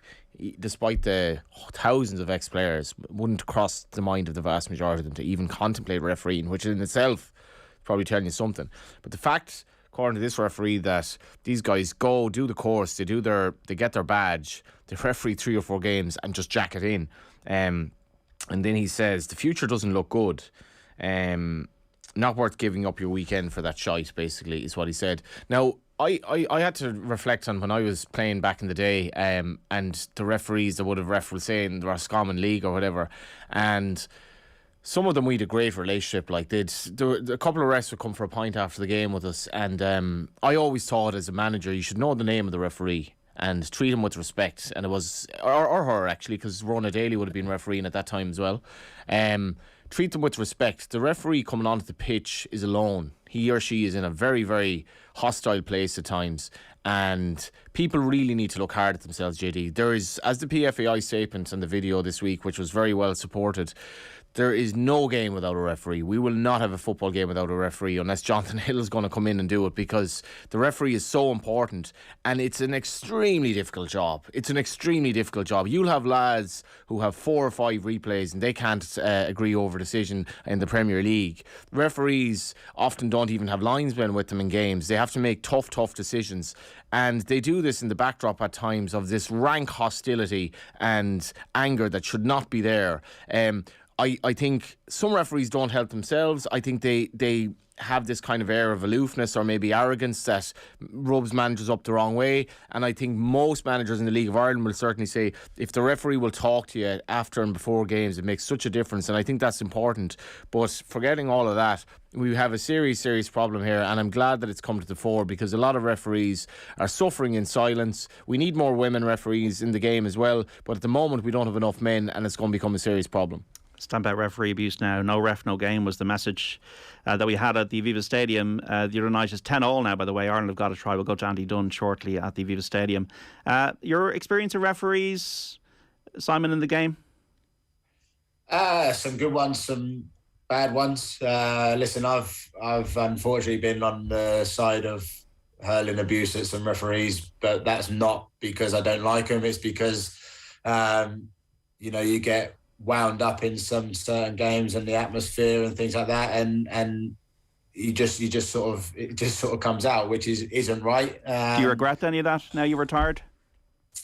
Yeah, I think when I was getting a little bit older, I started to learn the names of the referees before the games, because I felt like possibly maybe because of a little bit of the career that I had, I was able to have a conversation with them, and in the game you were able to speak to them about decisions, especially ones that went for or against you. You'd be able to sort of understand why they made that decision. Listen, it wouldn't have changed their minds, but sometimes you try and use that little bit of advantage where, if you can learn their name, and they might be a little bit more favourable in your direction. But listen, it's not right, especially even at grassroots levels. It's not just players, it's parents as well who hurl abuse at big time, and that's not right at all. They're there to do a job, and you're right what you're saying, JD, with if there isn't an official, there's no game, and if we don't have a game, we don't really have anything to talk about. We can talk to end the call. We'll come back to the referees issue in a moment, Simon and Johnny. And you're in Luxembourg. You're at the stadium, I believe. I am. I'm in the stairwell of the media room here, John, in the Stade de Luxembourg. The Irish press conference is kicking off in about a half an hour's time. So Stephen Kenny and a player is going to be in front of the media. The Luxembourg manager was in front of the media about an hour ago. And interesting comments. There seems to be a bit of mind games going on here, or I'm not sure. Maybe he truly feels this. But essentially, the gist of what he's saying is that in the last 3 games, the games, in fact, that Ireland have been getting results, they have reverted back to the football that they have been playing for 100 years. So a little bit of mind games going on there before the game. This is Luke Holtz, Enda. Yeah. And what are you expecting? I'd say a lot of positivity, like Stephen Kenny. One thing about him, whatever he's been through in the last 18 months, he's always been able to stay on a really positive message. Yeah. And now he's got, I suppose, evidence to show for it now. Well, that's the thing. And any time that it has been negative or the results haven't been going his way, he's been very, not backs against the wall, but very steadfast in what he believes in and what he wants to do and what he's trying to achieve with his team. So the fact that the results are starting to go his way now, and I guess this is the last game of the campaign. He can't really achieve anything from it, but he can't finish the game, the campaign on a high. He can't finish well win. He can almost banish those demons from the last Luxembourg game. So I'd imagine that's what it's going to be. It's going to be something like, just bring in the positivity of the last couple of weeks into this game and finish on a high and finish third in the table. And ultimately, it's not where you want to be, but finishing third is a lot better than finishing fourth, especially if it's behind Luxembourg. Have you seen many fans out there, Enda? Yeah, well, actually, when I was travelling out, there's not too many fans out at the stadium at the minute. It's quite far out of the town. But when I was on my way, it was a two-way flight, one in Amsterdam, and the flight from Amsterdam was basically half the flight was Irish fans going out to it early. So they're in good form. They're going to some of the pubs, I hear. The Luxembourg players are actually out in the pitch warming up. The Irish players are warming up. They're going to have a training session later on. The first 15 minutes of that is going to be open to the press as well. So hopefully we'll get to see who's training, who's in what bibs. I'm not sure. Simon could probably tell us better the night before the game if they're doing certain drills, if certain people are in certain teams. That might give you an inkling of who's starting the next day. So I'm not sure if Simon could give us some insight in that. But I'm retired, mate. It's all changed now. No, I think it's one of those. If Stephen Kenny will try and keep as much close to his chest as possible, so that he doesn't give anything away, because you never know who's watching. The only thing that we can be sure of, Simon, is that we will be playing the British style of football that's gotten us better results over the last 3 games. Yeah, I think that's not gone down too well. That has to be mind games, hasn't it? What Enda's saying. What does British style of football even mean? Like, is it something from the 70s that it's all... Maybe we've stopped passing the ball. Like, although I think we did more of it actually against Portugal than we did in some of the passing the ball out from the back. Like British style of football. If you include England in that, you're some of the best teams in the world now. Beating Albania 5-0 yesterday. They were very good to watch. I think, I'm not going to be necessarily defending the British here week to week, but I think they can tell them where to go with that comment. Really. Let's get a win done, as they say. Luxembourg, so this was the two things really, the freshness of the team and whether maybe we might see either or maybe a different attacking formation tomorrow with their front three possibly. Yeah, I would say so. And to be fair to Luke Holt, I would imagine what he's talking about there. And it's not so much a British style. I think that's kind of the wrong way to put it. Ireland have been playing a little bit different in the last 3 games. They haven't been as obsessed with having the ball. They haven't been as obsessed with, what some of the critics were giving out about in terms of trying to pass the ball out of the back. I think there has been variation in the play. They're going down the line. They're sort of compressing and then opening up again with a long switch ball that Shane Duffy has found in his locker over the last couple of weeks as well. So I think Edam might come in for this game. Again, we'll find out more in the next hour or so as soon as Stephen Kenny starts talking. We'll find out who's fresh, who's not, who might have a niggle. But I think Edam will come in. Again, we're talking about the Matt Doherty situation, who's going to come in for that. There might be a couple of changes. Dan was saying that he's actually all right. There seems to be some kind of mix-up. I think he's available actually now. Okay, so that might clear up some confusion over the booking, because I had it down as a Callum Robinson booking. Yeah, which I think is the case. And everyone else had it down as a Matt Doherty booking. So, so that makes sense. So Matt Doherty will probably start the game then, if that's the case. There was some confusion on the night who actually got that booking, so that's nice to have that cleared up. But, again, we'll find out a lot more in the next hour or so. So I actually do have to run up and get set up for this press conference. Sure. Because I'm sitting in the stairwell and there will be journalists walking past me anytime now. We'll let you do that and we'll save you the embarrassment of that. And we know from Team 33 and all that, you're a man with a lot of soccer knowledge. What's your quick verdict on tomorrow? I think Ireland are going to win it 2-0. I think it's going to be a fairly good win for Ireland. I don't think Luxembourg will score against them. I think it will be a much better performance than we got against Luxembourg last time around. Enda Call, thanks so much, and we'll have more from Enda tomorrow and also on the OTB digital and social channels. I think there's good news from the Aviva Stadium because Ireland are now in front against New Zealand. Andy Dunn. Yeah, from a 10-5 half-time deficit, looks like we're going to go 17-10 up. We've just scored a brilliant try from Caelan Doris, who's run in from about 25 metres out from a lovely, intricate little inside pass. But in terms of the overall pattern of the game, after 51 minutes, we're absolutely well worth it. I kind of feel like whispering it quietly, but Sexton's just knocked over the conversion at 17-10 from the first half with 70% of possession and I think 75% of territory. We've dominated, dare I say it. We've outplayed them. We've had one opportunistic try with really speed of thought, where they kind of, I suppose they outmaneuvered us once, but other than that, after 51 minutes, 17-10 to Ireland, and an utterly dominant performance from this Irish side. Creative, attacking, and a raucous home crowd to cheer them home, hopefully. Exciting stuff. We'll be back to Andy before 5 o'clock. So Ireland 17, New Zealand 10 in that November International at Lansdowne Road. Things are looking up for Andy Farrell's team. To be fair, he weathered a lot of criticism. They beat England. They had a great win over Japan last week and now leading the All Blacks. Johnny, any time you can beat the All Blacks, and it's only happened twice before, it's something special. Yeah, and obviously a lot of Irish fans will remember the last time or two times ago when they looked like they were going to beat them at Lansdowne Road. But as Andy's saying, the bits I've seen in the game, Ireland have been very, very well in the game. They've looked like they've had more of the ball. New Zealand seems to be making a lot of unforced errors as well. And it's great to have, I spoke about this earlier, but it's great to have Lansdowne Road heaving twice in the space of a few days for two different sports. And this is going to be a good night out in town. I think if Ireland continue to do this, I think even Simon might be over for it. There'll be so much of a buzz around. What do you reckon, Simon?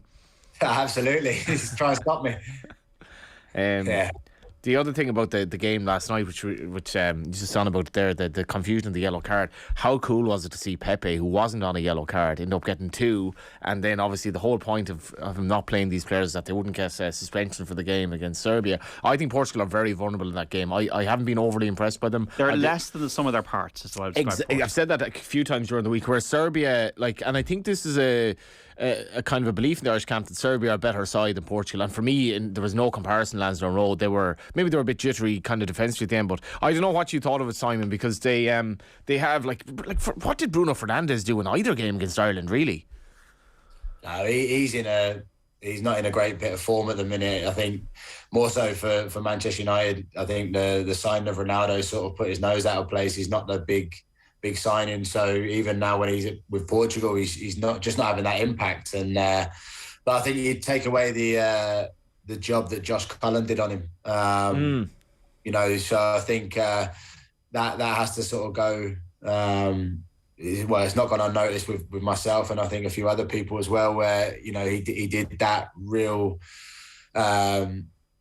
unsexy sort of role against him, made him stop playing, but then obviously he had to then try and get Ireland playing as well, which he did as well. Just on that, Simon, this is something I'd like to ask an ex-player here, or somebody who's been around kind of Ireland squads coming in from, I presume at times you weren't necessarily in the best of form for your club. How difficult is it for the likes of, say, Doherty, Hendrick, players like that, who've come in, they're not really playing at club level, and for me it's a massive kudos for Stephen Kenny that these players have completely left their form behind when they've come to Ireland, which suggests that they're in a very, very happy place when they're in the Ireland camp. Yeah, listen, I think it's a bit of a reprieve for them that they come away with Ireland and they get to play. It means one, that they're fresh. Yes, okay, they might be a little bit rusty, but ultimately they're still professional. They still train hard with their club as well as when they're with the national team. But when they get to playing in the games, they haven't played 7 or 8 games in the month or in between the two camps where they might be a bit leggy. So having a chance to come away and put 100% into the games, and probably know that when you go back to your club, or you're not going to play that much, or you're going to sit and watch for a couple of games, it's not a bad thing for Ireland, to be fair. 53106 was at the Ireland-Portugal game on Thursday. Thoroughly enjoyed every single second of it. I feel that Ronaldo and Bruno were certainly not at their best, as you're saying there. Maybe all the Ole out is wearing them down. It's been going on forever. I thought Ireland were excellent. The fans were on fire. Incredible atmosphere. Kenny should definitely stay, in my humble opinion, says one of our texters on 53106. Simon, obviously you're trying to get into the coaching game in the UK now. You're back from Australia. You must be looking at the Manchester United situation with... He wants the job. The job. I've stopped my CV in already. Some of the coaching, you have to be like scratching your head at it, I have to say. I just think it's just a toxic place to be at the minute, especially with... listen, the results haven't been great, but... they just seem to be left behind. I was having this conversation with somebody the other day, and if you look at the sort of 3 big powerhouses of football that used to be Manchester United, Real Madrid and Barcelona, are all in a bit of a bad place at the minute.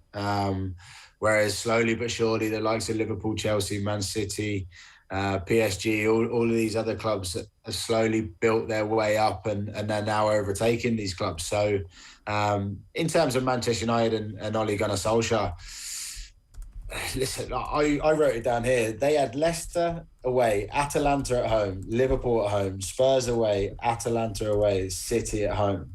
They were their first few games. Then he's got Watford away, Villarreal away, Chelsea away, Arsenal at home, and Palace at home, who are in decent form. If you were a new manager coming into those next 5 or 6 games and you didn't win a game, you'd be under pressure straight away. So my feeling is that whoever gets to replace Ole Gunnar Solskjaer at whatever case or whatever time, probably not going to come in until after the Palace game, because I think after the Palace game they've got like Brentford, maybe Brighton and somebody else, all games that they'd expect to win. So if they do make a change, it will probably be around the Palace game, I'd say. They're not going to make top 4, Simon, though, are they? If Solskjaer continues at the wheel, I'm obviously might be wrong on this, I cannot see them making top 4. What do you think? No, not a chance. Not a chance. Not the way they're going. They don't play anywhere near. They're not competitive in games, which is something that which I'd imagine Manchester United fans are more disappointed with. They seem to, more so against the top sides, but I mean Spurs aren't really at the minute. Maybe under Conte now they will be, but they weren't under Nuno. They weren't really a top side. So just sort of not being competitive in the games is something that they need to really work on. What are your coaching ambitions? Well, ultimately to be a manager in the Premier League. So sorry to cut across you, but that answers my point. So second question for you. You take the Man United job hypothetically on Monday morning. What do you do? What do you do with Pogba? What do you do about the Ronaldo situation? What do you do about their defence situation? What are the first 3 priorities for you? You have to make big, bold decisions. For me, Harry Maguire's not been anywhere near the level. So he probably comes out. Obviously, you're looking at Varane. If he was fit, you'd throw him in because he's a World Cup winner. He's a naturally born winner. So there's one straight away. Pogba I wouldn't play. There's too much surrounding him. He comes with too much scrutiny in regards to the way that his agent is and listen, his performances haven't been at the level that he expects and what they are in a France shirt either. So, but he's injured, so that sort of probably takes care of itself. You want Bruno Fernandes to be seen as the person who creates and dictates the games. So he needs to feel loved, and I don't think at the minute he is. And Ronaldo, listen, he's the type of person that, as you saw against Atalanta, he pops up with something every now and again. So just leave him in the 18-yard box. But he's the kind of person. But you can't. Isn't that the problem? Can you do that in the modern game? Can you just say, listen, Ronaldo? And Ireland had this the other night where they're effectively playing against 8 players because they were down to 10. But Ronaldo had the best 2 chances of the game. He did, and this I don't know the answer to this, but can you get away with it at this stage with the modern game, Simon? As long as you've got runners around him, I think you can. I think if you've got people buying into the sort of philosophy in terms of the hard work, like if you've got I wrote it down. How do you get Greenwood, Rashford, Fernandes, Ronaldo, Sancho all in a team? And you can't. The answer is you can't, because it's impossible. And you can't have a team that is so forward thinking that the lads at the back aren't protected, and you can't have a team that's too far the other way, too far negative that you can't attack and you can't score goals. So they have to get the balance right, and the balance is that at the minute, Fred and McTominay are the 2 boys in midfield. Are they doing enough? Probably not. Do they need both of them? Maybe one of them could do it as well as Fernandes, because Fernandes likes to drift and be that playmaker. Then it might free up the space for maybe a Sancho to come and play in the 10 pocket, and then you've got Rashford and Greenwood, and then you can stick Ronaldo up top. So yeah, I think you can, as long as you've got people working hard around him. It would be helpful if you Declan Rice in that system. That would free up everything that you're talking about in terms of the runners around Ronaldo. Just sign him. Yeah. Well, I mean, if they don't sign him in this window in this January, then they'll definitely. I would maybe unlikely he'll go in January, but I'd say in the summer you can definitely see the summer. That's the most important thing United have to do, whether Solskjaer or not, get that central holding pivot midfielder, get that This Makelele role as well. This is now a building process for Manchester United. It'd be amazing if Solskjaer gets the chance. If Solskjaer is there next summer and like Declan Rice or something comes in, but he's very undermined though, Judy. Who would you give the job to then? I said Brendan Rodgers, and somebody was saying that he's Liverpool. He's not though, really. But is he really Liverpool? It's not like it's Kenny Dalglish going into. I think he'd be a good appointment. I don't really get the negativity about Rodgers. I think he's done a very good job wherever he's been. I think he'd get them playing. As Simon says, the toughest thing there for the new manager is those hard decisions that absolutely have to be made. One of them involves Pogba for me, who I think needs to go. It involves two people, Ronaldo and Pogba. And if Ronaldo's part of your thing, as Simon was saying, kind of outlining the map around Ronaldo. But Pogba, to me, started the season brilliantly, but almost like from an ego point of view, his nose is almost out of joint since Ronaldo joined the club, because he was on that position on the left. I was looking at there was it last week or whatever. He's still leading assists now, whatever assists mean, and they're in the kind of the XG pile. But he was sensational at the start, but he just hasn't got the consistency he does for France. And he said there's all the circus that's around him in terms of his the agent and all that kind of thing. But this brings me on to Gerrard at Aston Villa now. Where do you think he fits in the managerial picture of the Premier League at the moment, Simon? Because Scotland obviously has too much of a limitation for Steven Gerrard, who will want to be the Liverpool manager in time. Maybe this is the stepping stone. Possibly. I think he took Rangers as far as he possibly could take them.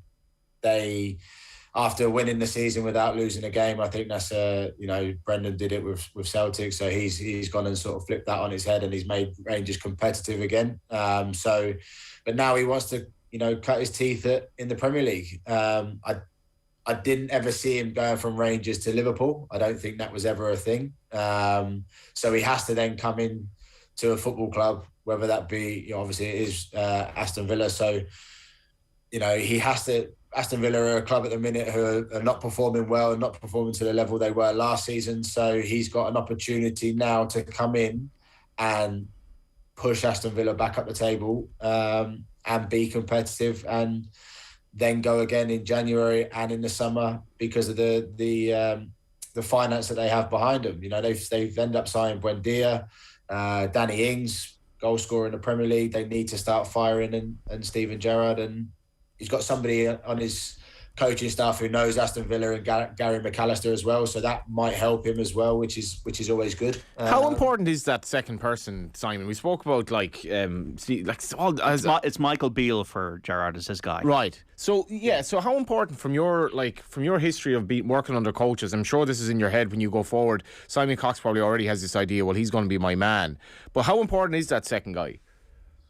Yeah, well, the thing is, you don't want your second guy to be a yes man, because ultimately you never make a good decision if you've just got people who just go, yeah, that's the right decision, because ultimately you need somebody working alongside you who says their opinion, who backs up their opinion with facts and stats and everything else. But also, if the manager then does make their decision, your second in command backs you 100%. You can't have somebody sort of poking the bear along the way and saying, I wouldn't have done it that way for the players, and because I've seen that happen as well. So it's not something that needs to happen. So the second guy is probably the most important guy at the end of the day, because he takes a lot of the session. You say he's more important?